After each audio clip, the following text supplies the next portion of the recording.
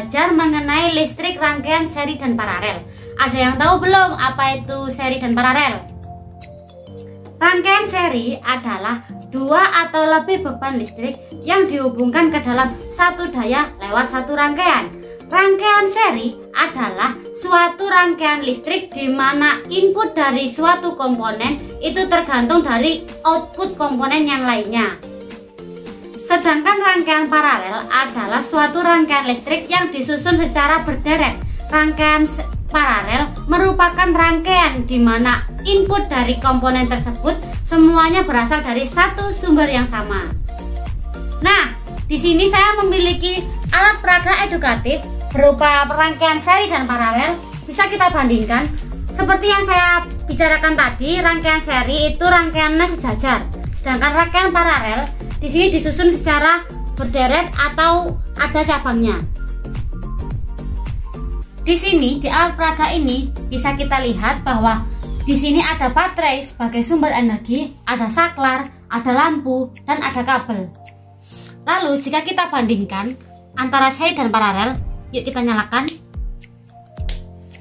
Bisa kita lihat bahwa lampu di seri itu agak sedikit redup, sedangkan paralel itu terang. Ayo coba kenapa?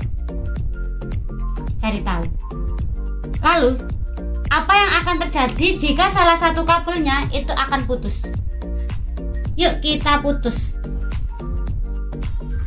Bisa dibandingkan, jika lampu di seri ketika ada salah satu kabel yang putus, itu akan putus semua atau mati semua lampunya. Jika di paralel ketika ada salah satu kabel yang putus, maka yang mati hanya lampu itu saja. Ini tadi adalah praktek di mana ada salah satu kabel yang putus. Mari kita coba untuk bagaimana reaksi rangkaian ini jika ada salah satu lampu yang diputus.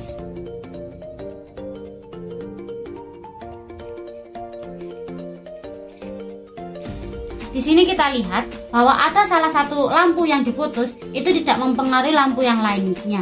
Sedangkan jika di rangkaian seri diputus, itu akan mempengaruhi lampu yang lainnya. Ini adalah praktik kita di alat peraga edukatif ini. Bisa kita lihat di sini di rangkaian seri itu terdapat satu kelebihan, yaitu kita dapat menghemat kabel.